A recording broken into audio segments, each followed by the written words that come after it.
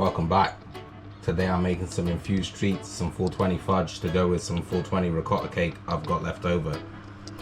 Obviously I can't give you the full recipe for that on this video, but I'll do that on another one, no issue. But we're going to be making some infused fudge. First step, we need to weigh out equal parts of butter, sugar and double cream. I've already got the butter in here, so now I'm going to add the sugar and the double cream. I like to use caster sugar because it dissolves a lot quicker and more evenly in the heating, basically the heating process. So go for caster sugar if you have. If you only have granulated, it's fine. If you got brown sugar, it's fine. If you got brown sugar, mix it 50-50 though. It's a bit easier to do the first time around, I would say.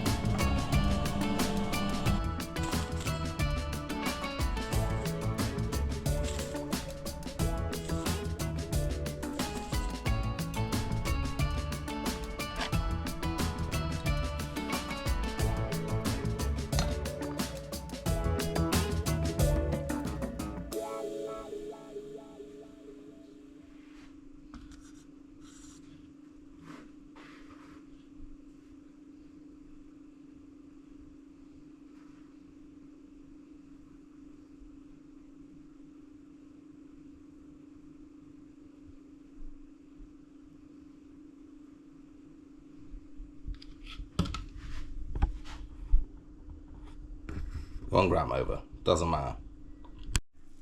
This next bit's kind of more important, it's the trickier part really, because you need to watch the temperature. You don't want it to be going over 90 degrees too much. If it's over 90 degrees for too long, you're killing the active compound in it. That's what we're gonna call it, because I don't want it to get flagged. So we're gonna keep it below 90 to get the active compound going and not kill it. You want it between 65 and 90 really. You can easily avoid that by doing a bain-marie, but you don't really need to. You can just lift the pan. Just use a thermometer if you have to lift the pan. I'm probably not going to use a thermometer because I've done this quite a bit. But the first time, if you can, get a thermometer and just keep it between 65 and 90 degrees Celsius. I'm going to add some vanilla extract to this to make a vanilla flavor fudge, just to offset it a little bit.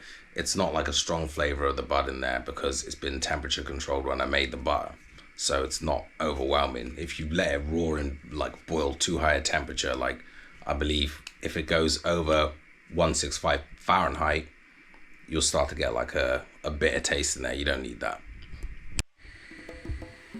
All right, so picking up from where we left off, it's a bit later on now, but I'm gonna carry on with the fudge now.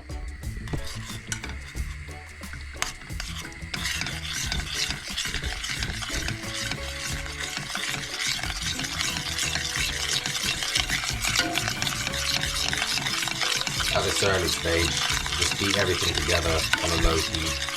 You want everything to start to emulsify more than anything. You don't need it to be a rolling boil. In fact, you don't want it to be a rolling boil because that's going to risk it going too high a temperature above 90 and killing any active compound in there. So you want to keep it below that. Like I say, you can use a thermometer, but I'm not going to because you can manage without. Once it hits 100, it's going to be a rolling boil. Just don't let it get to a rolling boil. Try and keep it so it's a light simmer and bubbles around the edge. A good tip is, this is the smallest hob out of all of them, you know, size-wise. So just use the smallest hob. Put the flame on low once everything's melted. Keep it there and keep it moving. Also though, I keep the fudge near the double cream nearby. So if it does get too high a temperature, I can lower it by adding more double cream because we've done an equal mix of everything at the start. So you can reduce it a little bit more so. You could keep it where it is and control the temperature, but you can definitely add the rest of the double cream and get away with it. It's not going to be an issue at all. Not at all. I've done this plenty of times, it comes out fine. If you did add too much and you didn't have double cream, you can add milk, but you should add like a teaspoon of cornstarch to say about 500 ml of milk. stir that before you add that in, and watch the temperature with that, because the second the cornstarch starts to get warm, it will thicken.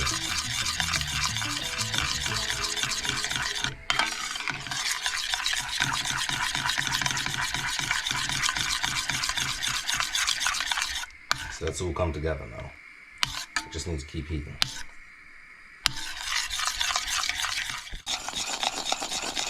I wish you could smell this, but you can't. It's starting to bubble now. You can probably tell just on the edge there, it's starting to bubble. This is kind of how you want to do it. You want to keep it at a low temperature like this. It can go a bit higher, like say you can get a thermometer involved if you want to be precise. Don't let it go above 90 degrees Celsius, or if it does, pull it away like that and just pull it away from the heat.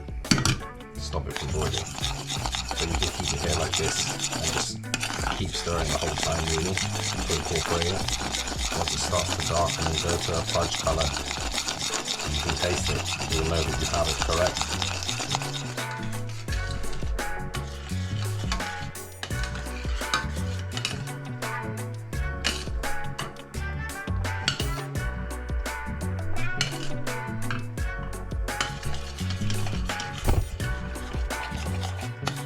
I don't know if you can tell on camera, but it's darkened a little bit. It's definitely not how it was when I started.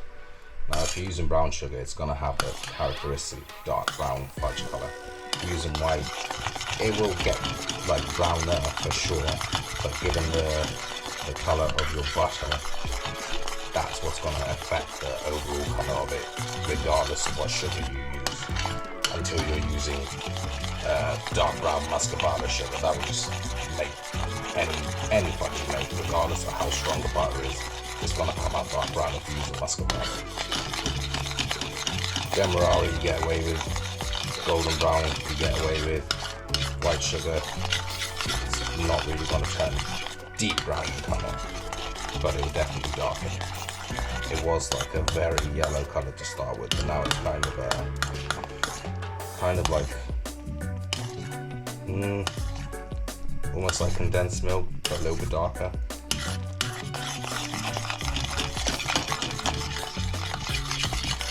Kind of like caramel. Yeah, more so like caramel.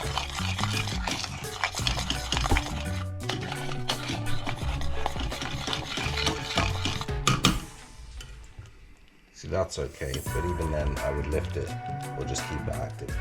Because I'm not stirring it now, I'll lift it off the pan to show you. You can control the temperature just by lifting it. So this is to go with a ricotta cake, which I've already made infused. I will get some of that on camera later when I serve it. But I infuse a lot of things really, savoury, all types of different things. Pasta's quite a common one, so I'll make a video on that too for sure.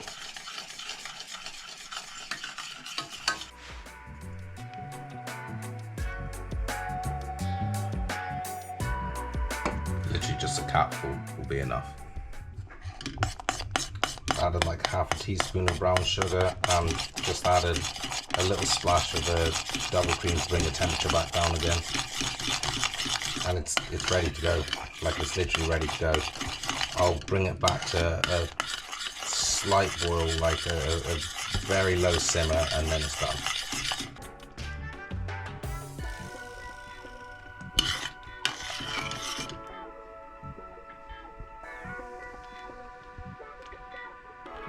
That's done.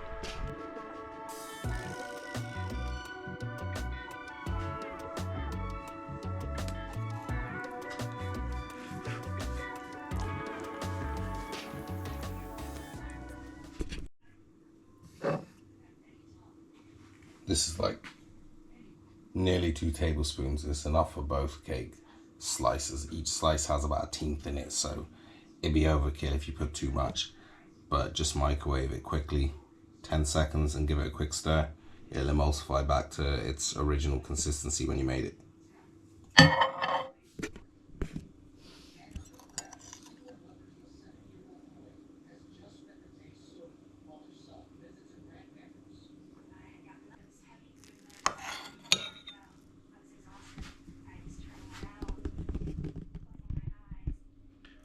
Buy the ticket, take the ride.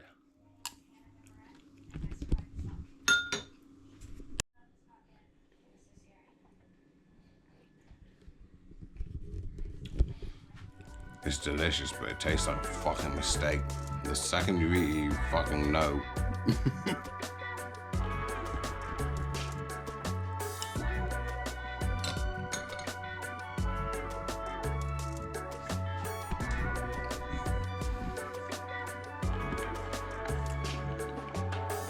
It's fucking lethal.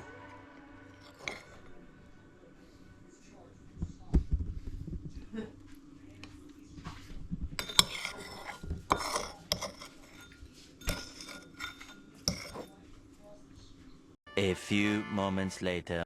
Defamation is true, you know, but then I was living in my car at the time. So I was like, let's spend millions of dollars for this. Like, even though they're in the wrong, kind of the same thing's happening here. It's not really a huge right, but it's Much later. I'm still fucked. That tiny slice out, I'm still fucked. I just woke up.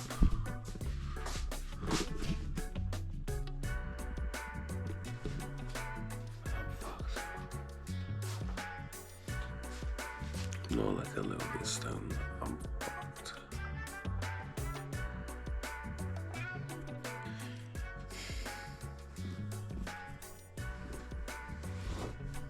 It's been what?